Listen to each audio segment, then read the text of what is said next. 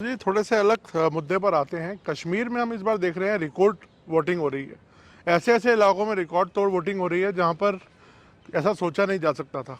इस पर आपका क्या आंकलन है, आप कैसे देखते हैं? पहले तो मैं चाहूँगा कि कश्मीर की जो स्थिति बदली है उसके संदर्भ में सबसे तो पहले मैं मेरे देश के न्याय तंत्र को प्रार्थना करना चाहता हूँ कि अगर सरकार किसी काम को करने के लिए उसका एक डिजाइन होती है, उसकी एक स्ट्रेटेजी होती है।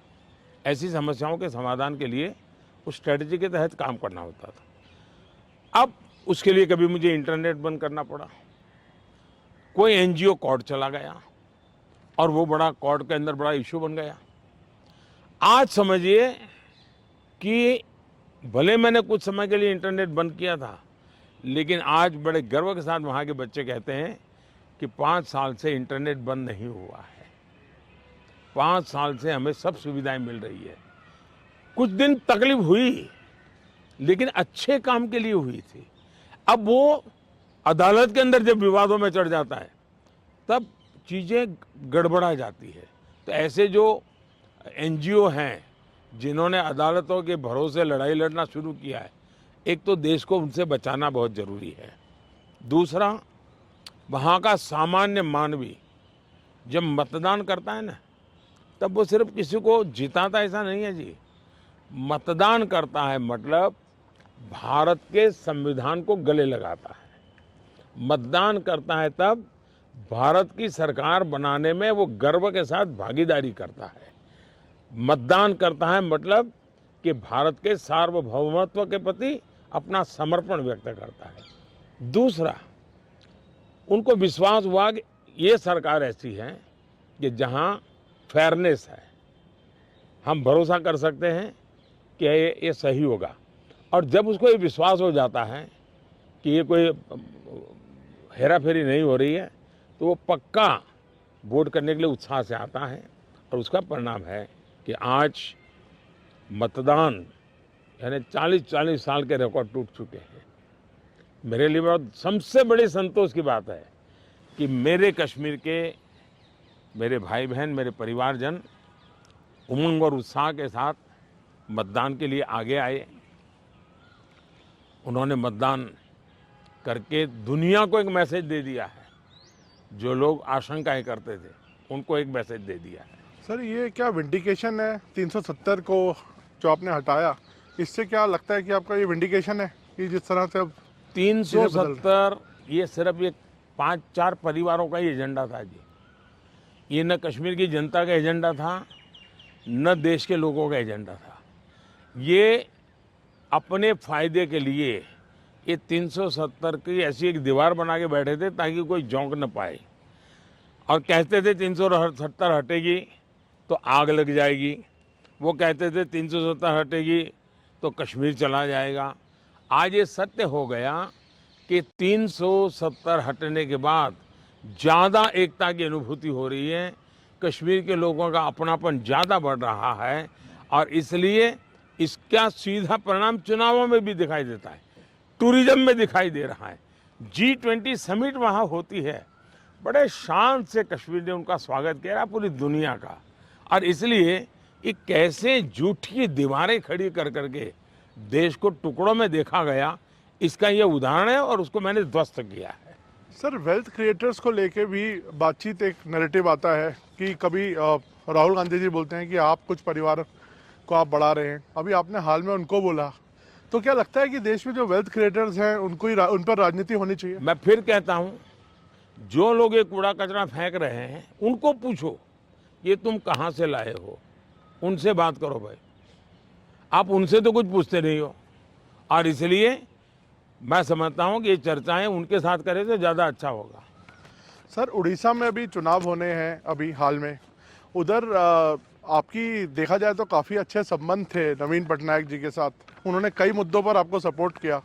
अब आप लोगों का अलायंस नहीं है और आपस में एक दूसरे से लड़ रहे हैं, किस तरह से आप देखते हैं? हिंदुस्तान के सभी राजनीतिक दलों के नेताओं के साथ हमारे संबंध अच्छे ही हैं और लोकतंत्र में हमारी दुश्मनी नहीं होती है, संबंध अच्छे होने ही चाहिए। अब सवाल ये है कि मैं मेरे संबंधों को संभालूं कि उड़ीसा के भाग्य की चिंता करूं। तब मैंने रास्ता चुना कि मैं उड़ीसा के उज्जवल भविष्य के लिए अपने आप को खपा दूंगा। उसके लिए मेरे संबंधों को मुझे अगर बलि चढ़ाना पड़ेगा तो मैं उड़ीसा की भलाई के लिए बलि चढ़ाऊंगा और चुनाव के बाद मैं कन्विंस करूंगा हर एक को कि भाई मुझे किसी की दुश्मनी नहीं है, लेकिन 25 साल से उड़ीसा में प्रगति नहीं हुई और सबसे बड़ी चिंता ऐसी है कि कुछ एक ऐसी टोली है जिसने पूरे उड़ीसा की व्यवस्था को कब्जा कर लिया है। ऐसा लगता है पूरी व्यवस्था को बंधक बना दिया है, और जब इतना बंधक बना दिया है तो बहुत स्वाभाविक है कि उड़ीसा अगर उस बंधनों से बाहर आएगा तो उड़ीसा खिलेगा। उड़ीसा की अस्मिता का सवाल है।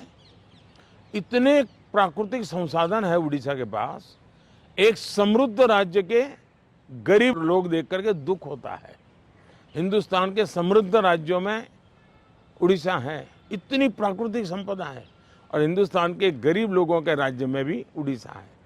तो इसके लिए सरकार जिम्मेवार है, और इसलिए उड़ीसा के लोगों को उनका हक मिलना चाहिए, उड़ीसा को उसकी अस्मिता मिलनी चाहिए। उड़ीसा का भाग्य बदलने वाला है, सरकार बदल रही है। मैंने कहा है कि उड़ीसा की वर्तमान सरकार की एक्सपायरी डेट 4 जून है और 10 जून को बीजेपी का मुख्यमंत्री उड़ीसा में शपथ लेगा। मोदी जी, बंगाल में भी ताबड़तोड़ एक टक्कर की लड़ाई चल रही है। आपके भी बहुत कैंपेनिंग वहाँ पे आपने की है और अभी आप शायद फिर जाने वाले हैं बंगाल। क्या लगता है आपके प्रोस्पेक्ट्स कैसे रहेंगे बंगाल में? एक तो मुझे लगता है कि एनआईए के जो फुट सोल्जर्स हैं, एक बार उनको वेरीफाई कर देना चाहिए कि वो कहाँ से रिपोर्टिंग आपको भेजते हैं। बंगाल के चुनाव में टीएमसी पार्टी अस्तित्व की लड़ाई लड़ रही है। आपने देखा होगा पिछले असेंबली के चुनाव में हम 3 थे, 3 में से बंगाल की जनता ने हमें 80 पर पहुंचा दिया। हमें लोकसभा के अंदर भारी बहुमत पिछले चुनाव में मिला था। इस बार पूरे हिंदुस्तान में द बेस्ट परफॉर्मिंग स्टेट कोई होगा तो पश्चिम बंगाल होने वाला है। भारतीय जनता पार्टी को सर्वाधिक सफलता पश्चिम बंगाल में मिल रही है, और पश्चिम बंगाल का चुनाव एक तरफा है, जनता जनार्दन उसको लीड कर रही है, और उसके कारण सरकार में बैठे हुए लोग, टीएमसी के लोग बौखलाए हुए हैं। लगातार हत्याएं हो रहे हैं, हमले हो रहे हैं, भाजपा कार्यकर्ताओं को चुनाव के पहले जेलों में बंद कर दिया जा रहा है। ये सारे जुल्मों के बावजूद भी मतदान भी जनता ज़्यादा कर रही है और वोट भी ज़्यादा हो रहा है। मोदी जी, आपके हिसाब से तो लगभग अब आपका तय है आना, और सबको लगता है ऐसा, ज़्यादातर लोग आपको प्रेडिक्ट कर रहे हैं कि आप वापस आ रहे हैं। तो मोदी 3.0 में ये देश क्या उम्मीदें रखे आपसे? क्या आपकी प्रायोरिटीज होंगी? विकसित भारत, 1 पॉइंट एजेंडा, विकसित भारत। चलिए, बहुत बहुत धन्यवाद भैया, नमस्कार।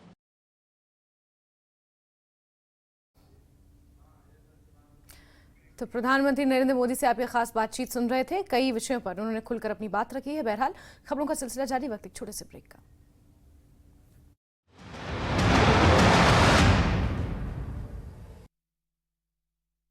Kaveri easy fast